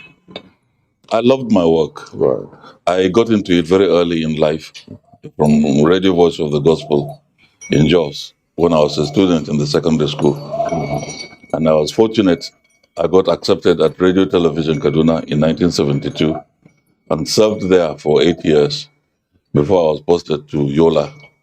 And because of that, I am grateful to the system because it offered me an opportunity to express myself. And to me, the trip to Koma was quite an expression. To begin with, it was not a discovery by Johanna Madaki. Koma had always been there. Many Sudan United Mission missionaries have been there. The people had a way of life that Madaki never knew about. And if he went there, he cannot say, oh, I have discovered Koma. It has always been there. Right. But the national media preferred that a discovery has been made of a new mountain tribe. And since they carried that along, no matter what you did to change that narrative, it wouldn't fly. They preferred that Koma was newly discovered. But Koma was a broadcasting challenge. Right. Because at that time, you can remember Professor Ali Mazrui had just done the heritage documentaries. The triple heritage. Yes. Yeah. And I was looking at the heritage documentaries and I was saying to myself, if I ever have an opportunity to do something, I would attain those standards. Okay. And so when I visited Koma with the NTA crew, I decided that it was better to also match Ali Mazrui so that we can tell the world that we can do it even locally here. Why did you visit Koma? I visited Koma, first of all, to put to lie the story that it had been discovered. Right. Then I was interested in going there because I needed to record the life as it was, since I knew that they were going to be impacted by the change of modernity. As soon as they were discovered, it became a heaven for visitors and fraudsters, naturally. People who took pictures and sent them abroad and got monies from donor agencies to put civilization in their minds. Right. So I wanted to put all this across the country to show them what it was. Now, something interesting happened in Koma. They don't have matches. Okay. So how do they strike a flame if they want to cook? So I recorded that sequence where they take a stone and put a flint on it and some cotton. And what our people call kastu. How many young children today know that? It has disappeared in history. Yeah. But that was what they used to strike and get a fire to either cook or to burn grass or to do anything. And I was able to capture that in a documentary and saved that for children for generations yet unborn. So Koma was quite a discovery for me in a way. And I'm glad that we put some of the things that we did in record. We discovered, for instance, that Koma traditional music is actually classical jazz. Right. You can imagine classical jazz being played by no foreign instrument. All were traditional instruments, drums, cymbals, xylophones, yet you got the kind of jazz that any jazz musician can put together and play. There were a lot of values that we found in Koma, and I hope that those intrinsic cultural values still remain. What came out of it? Your visit? The documentary got accolades. It won NTA Yola an award. And then after that, the state government set up a Koma Resettlement Committee and made me chairman. And it got into a controversy, that one too, because without the government releasing the funds meant for the resettlement, somebody announced that the money was missing. So if you didn't get the allocated money, how could it be missing in your hands? And if the person who has the money did not declare that it was missing, how did the newspaper find out that it was missing? And that was quite sad. And unfortunately, the resettlement committee, the resettlement of Koma did not take place. Just like I also knew. Because you see, you cannot force resettled people. They were not on the mountain because they were forced to. They are on the mountain because that is their life. So if resettlement was going to take place, they needed to be resettled on the mountain, their values maintained. They needed markets opened for them so that they would be able to have the same kind of life that we're having here. And it affected my worldview of rehabilitation and resettlement. And I count it as a gain, not a loss. But that was too far gone in the years, really. Were you able to maybe take a trace back to Koma after years of that visit and see what's happening there? Yes, but this time not for a documentary. Yeah, sure. I just went there to keep track of some of the friends that I made. The trip we made to Koma was able to bring some people down. We had some young people who became teachers, attended Federal College of Education here in Yola. One of them became a successful politician, and the lady for that matter. We had a graduate of Koma who is now a member of the academic staff of Adamawa State University, and quite several others that have gone far in different places. It definitely opened up the place. All right. Now let's look at other aspects of your life, talking about the NTA job, and then how you went through some of them. I could remember as far back as 1979 when the Second Republic was ushered in. Before it was ushered in, you were part of the media election process. I must put it that way.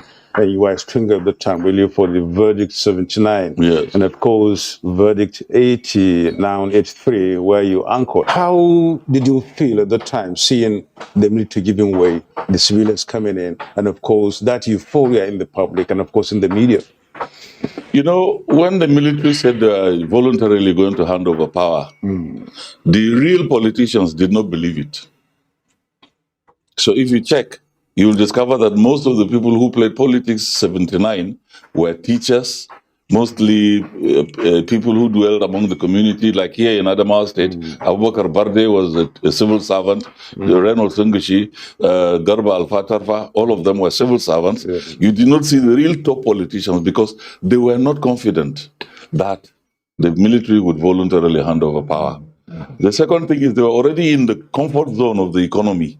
They were either as investors or businessmen, and they were doing well with the military. And if they had it their way, they would rather have that continue. And so by the end of 79, it turned out that these people who were regarded as the underdogs had really made it. Barde became the governor of Gongola State and appointed a cabinet like his own, which angered the real intelligentsia of Adamawa State, and that led to their decision to rush back in 1983. But in 79 hours, a stringer from Yola, and the group of progressive governors were to hold a meeting here in Yola, and it was a political contention because Alhaji Aminu Kano had directed his governors not to attend. So I was at the airport, and a plane landed. And as the governors were coming out, I saw Balarabe Musa for Kaduna State, and I saw Abubakar Rimi coming out of the plane. My immediate worry was, my goodness, FRCN is going to break this story because they can get the story before NTA gets it. How could I get this story to NTA in time for the network news today? There was no satellite then. What were you then? I was the manager news. Right, okay. So I took the tape out of the camera. We were using the old Betacam tape at the time. I took the tape out of the camera, packaged it, and talked to the pilot. I said, kindly take this tape with you. At the airport, you'll be met by a staff from NTA. I beg you, please deliver it to the NTA Network News Desk. And on the NTA News Desk was John Chairman and Richard Azoro. They were sitting down and wondering how that tape would come when I sent them a message through telex, because there was no communication then, that I'd sent them the tape and that this was the development. But I was not satisfied. I called FRCN. And, you know, because I was an old staff of FRCN, I was willing to give them the story, and I did a live report from the airport. So, but my idea was to tag NTA at the time, and they were able to do it. They took my voice over that I gave to FRCN, and they were able to get the tape from the airport, and the tape was edited. That began a relationship between me and John Chairman, who was on the network desk, and I was here in Yola. And we became a pair for all major news projects, international travels and tours. And so I was not surprised when in 1983, Patrick Itiohe, who was the DG then, decided that I would anchor Verdict 83. I didn't know that I was going to anchor Verdict 83. I was told the night before I went on air that you were anchoring Verdict 83, and the credit tags have already been done and all that. And it was a wonderful operation. But when we sat down and decided how to fashion Verdict 83, we said, what is the point in doing anything in an election period? Let it be 24-hour news. And so we began to do 24-hour news. We were bicycling tapes from all the regions of Nigeria. And I always say it, we were able to establish the first 24-hour network news outfit, I think, in the whole world. Because CNN had not come up then. I mean, the whole world? Yes. CNN was not available until 1987. Yeah, but the BBC was there. BBC was not doing 24 hours news. BBC was packaging news and programs. But news after news after news with a news item coming after another one. And you're still keeping the currency. I think we were the first.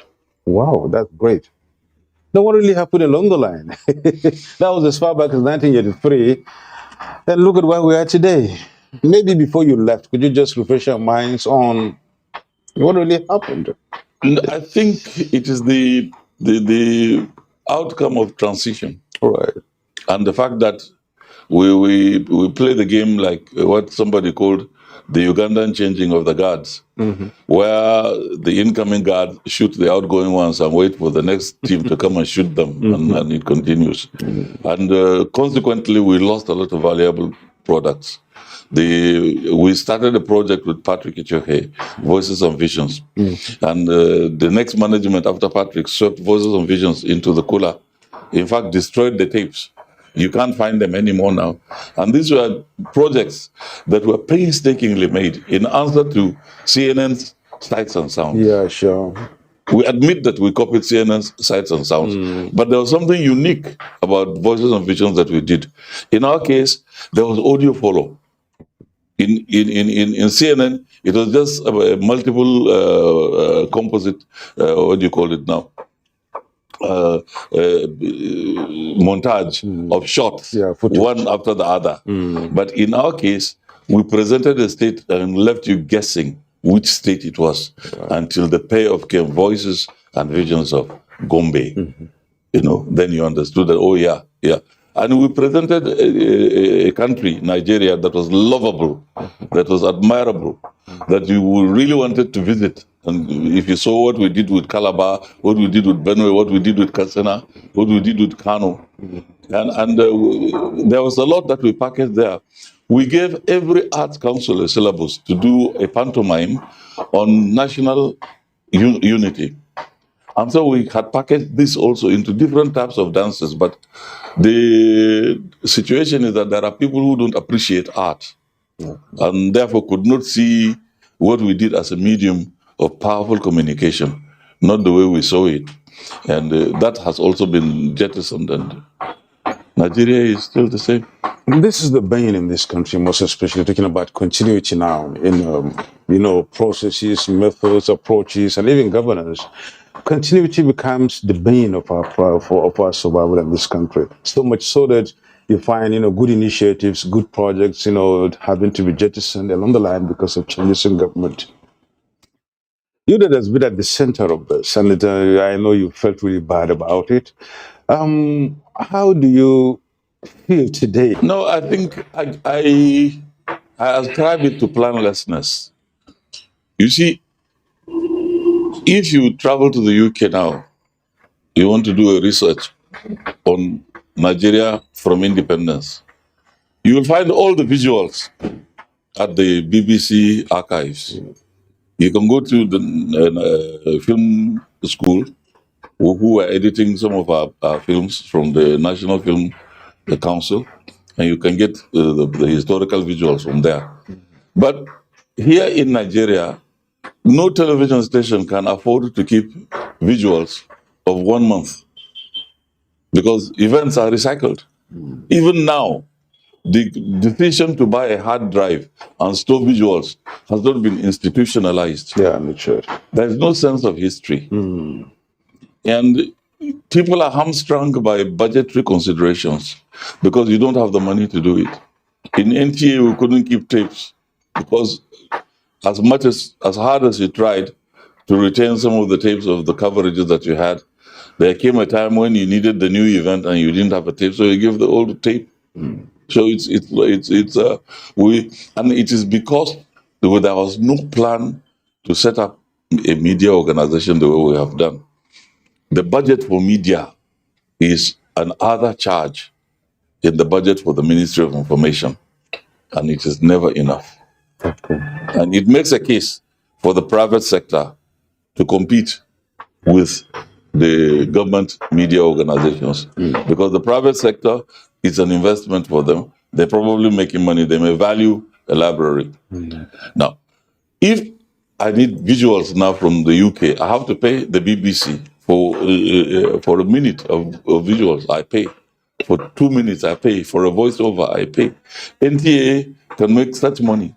But NTA does not have a visual bank that people can access, at least not in the quality that they desire if they were trying to do some work. And I think that this is something that we have to address. How do you address that? By deliberately institutionalizing a library policy. Okay. In the organization. We have the capacity to do it. Okay. We have to institutionalize a library policy, especially now that you can pack all your visuals and put them on a hard drive. Now, I know that many staff are doing it individually. Every news editor has his own hard drive to keep some of the visuals that he knows he may come back to. But the organization itself has to really beef up a library culture. All right. Now, as you said, you've been in love with music all from childhood days, and that is why you got studied into the media, and I remember. And then in the NTA, where you really served, worked, and then retired, and still working with them. You are part of two great music, musical items or project I can remember. One is the Koja opening ceremony, music, and of course the other one is the network news sick tune. What really was it? Well, music is a talent that I discovered early because my father taught me how to play a number of instruments, the harmonica and the flute. He taught me himself. He taught me some songs himself. So I grew up in music. My brother played the organ in church. Okay. So music has been in the family. And the guitar was always in the family. But when I joined Radio Television Kaduna, I had a pastime to play music for children in the children's hour. And that's where I got the name Uncle Tim. Okay. And usually I wrote and played songs that taught the children something and left them with a message. And then in NTA, when we did the sick tune for Verdict 83, Dr. Patrick Echohe was then the DG, and he's also a musically minded person. And we were working out of Steve Rhodes' studio. Okay. And I want to take some time and pay tribute to Sir Steve Rhodes, who I believe should have received a national honor. Because of the contributions that he has made to the development of music in Nigeria. It was Steve Rhodes that produced the current national network news jingle. Okay. But under our guidance. All right. Now, what were we looking for? We were looking for a collage of instruments from all parts of the country. And we needed him to make sounds that ended up on a pregnant note. So that if you had the tam-tam, if you had the tambourine, if you had the kalangu, if you had the kakaki, which was common to all of the nations, and you had the what do you call it, the xylophones and the wooden drums, you ended up with a cacophony that was nice to listen to. But what was the pregnant note? If you notice that the NTA News jingle starts with the alligator. Alligator is common to the Hausa, the Yoruba, and the Igbo. They have it. Now, and it ran through the jingle. Then at the end, it went like tara tara tara tara tara tara tara tara tara. Good evening. That was what we wanted. We wanted the music to hang on a pregnant note, and the newscaster, you cut to the newscaster. Right. And so it was exciting. We walked out of Steve Rhodes Studios in Lagos, and we were able to get that result. Now, the Koja one was done in Abuja, in Quest Media Studios. And it was done by my children to begin with. They were working with Koreans to produce the theme music for Koja. And I was passing by the studio when I discovered that they had some difficulty. So there was a language barrier problem. They didn't know what the Koreans wanted. So I looked at the Koreans and I said, what is it? Then they said they were here for Koja. So I quickly got the All Africa games, Sikh tune, and I played one of them. And when the Koreans heard it, they say, yeah. So I called my children, we went up, and then we worked on the 5 different songs that eventually became the theme music for Koja. Jeremiah Gyang was with us, with Nedu, and my late nephew now, Saula Mbutakto Blast, he's late now. So we didn't even know it will make a mark. It got criticized. They said the jingles were not national, and they were. The only thing is, we didn't want to present Nigeria to the incoming countries. We wanted to present something that was totally African, but with a Nigerian flair. Right. And I think we achieved that. Okay. Oh, that's great. Congratulations, brother. Thank you very much. Thank you very much. In case you are just joining us, the program is Reflections. We are reaching you from the Nigerian Television Authority, the NTA. We'll now take a break. We'll be back to talk more with Chief Timas Mafres on this program. Want to stay back.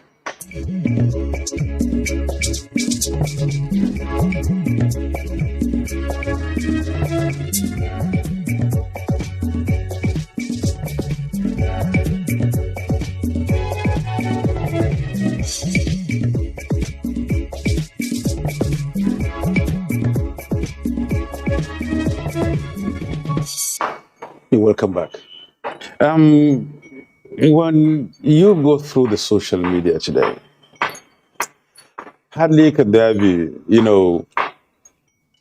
time spent without seeing you there. At least give yourself an hour, you sit in there. It's always like sometimes I ask myself, really, does he have time? What time is it? Is that the life after retirement? But after coming to see you and then talk to you and they hear much about you, it seems as if you don't even have the time. And that is basically why I started with the time, 24 hours being too enough for a lot of people and the rest of them. The social media thing, how do you manage your platforms on the social media? WhatsApp, Facebook, Instagram, right? And host of others on Twitter. You are all over the place. I mean, is 24 hours enough for you? I must confess there are times when I wished I had more than 24 hours to my day. But social media, the discovery of the ability to sit in your living room and chat with over 5,000 people is a tremendous breakthrough in communication. Because I left NTA the first thing I missed was my audience. The knowledge that I am talking to a multitude. I missed that. And social media brought that back to me. It gave me a platform to be able to keep that multitude with me. And I also discovered that if your mind is alive, you can live many generations. There are posts in which I'm a child, then there are others in which I'm a youth. In some, I'm middle aged, and then in others, I'm an old man that's retired. And when I look at the cross section, it is satisfying to be able to live through those generations, so to speak, in a day. I think that social media is a tremendous achievement. Two problems come to my mind. The specter of fake news. Because social media has given capacity to an individual to be a citizen journalist. You can sit here, concoct a news item and fly it. And many people will believe it. And the political class believes that the social media is the biggest medium, that if they can talk to you and go back on their way home, they see their picture on your phone, they think 2 million people have seen it. It's a fallacy. It is not so. Nothing beats the conventional media as far as publicity is concerned. Then the other problem we have now, which has emerged, is that a lot of people who are really not journalists are trying to play journalists on social media, and that is causing problems, leading to the fact that the National Assembly wants to legislate a law to say that you have to be a degree holder to practice journalism. My feeling is that it is important for every journalist to acquire a degree. It is very important. It is important for a journalist to educate himself to the point of getting a degree. But it must not be a yardstick for being a journalist. Because journalism, like music, is a talent. Somebody is born with capacity to write. What I think the National Assembly should do is to legislate control of what is written, control of what is spoken. That is what you can control. But they are going the wrong way. They want to control the human being. You can't, it's against the natural law that a man must express himself freely. So if expressing yourself freely to a public medium that you cannot control is not possible unless you have a degree, then your functional institutional rights have been trampled upon, and I don't think that you'll fly. So those are the ways I'm looking at it. I think that there is a conflict between the mainstream media and the social media. And I'm glad that Bayero University is taking a course in two fields. One, public relations. You can graduate with a BSc Public Relations in Bayero University now. That's very, very good. The other one is you can also graduate in the new media in Bayero University. I think it's a wonderful innovation because these are technical developments that have overwhelmed us. We can't control it. The big tech companies now rule who can say anything. Like if they can ban a man like Donald Trump and take him off Twitter, take him off WhatsApp, take him off Facebook, and suddenly Donald Trump is frustrated because he cannot speak. How can you sit in Nigeria and think that you can stop people from writing just because they don't have a college degree? It's a waste of time. That's how I felt about it. But what about regulation, like the federal government is trying to do, regulating the activities on the social media? Yes. You see, all the regulatory functions are there. Take NBC, for instance, the National Broadcasting Commission. You dare not abuse NBC laws if you're running a radio station, because there's a monitoring service. They monitor the radio station, they check infractions, and they fine you. So there we have a field that is regulated and everybody is behaving himself. You can do the same for social media. You monitor what people are saying. You check, look at the thing that happened in Ibadan. A simple fight between a man from Niger led to a situation where suddenly houses were being killed because somebody posted the wrong story on social media.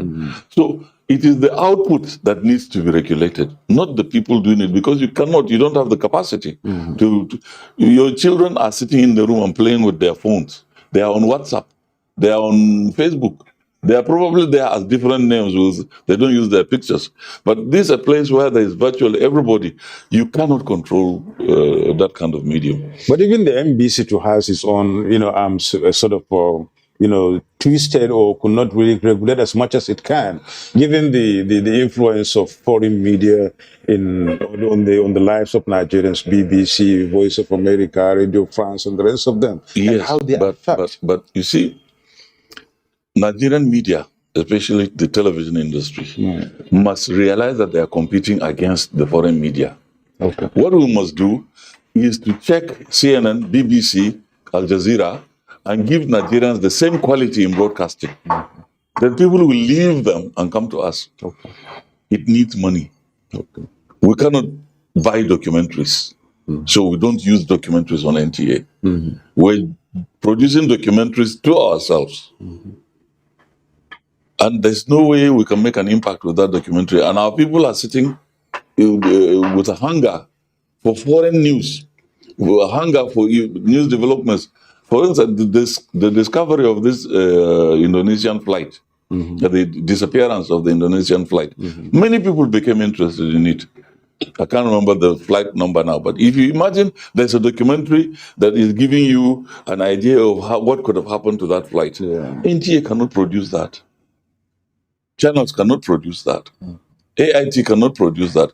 But some producers have done that and have put it into the market. What we need is to fund the organizations so that we'll be able to procure those types of content that's necessary. If we're able to put the content, they will not go to CNN to watch it. It's all about money. As you say, we look at the budget of the media organizations too, it's a problem. What advice would you give to the individual media organizations, especially public owned, all right, in trying to, get more money within in order to fund some of these projects? I have looked at a number of stations that we set up, and I have not been able to find enough advertising to sustain a media station very well. Okay. And the successful ones are having to delve into other aspects of the economy. And so they pump money into the medium. And then they derive the benefit of publicity to themselves and to some of the industries that they subscribe to.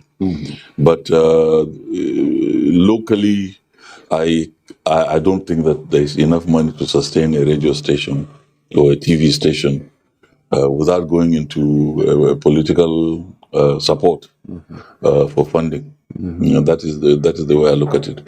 But how do we get out of it? I think that NBC can help by reducing the annual tariff. The annual tariff levied to radio and television stations is too high, and it forces them to begin to look for other ways of making money, and they are hardly breaking even. The license fee is too high, 15 million for an FM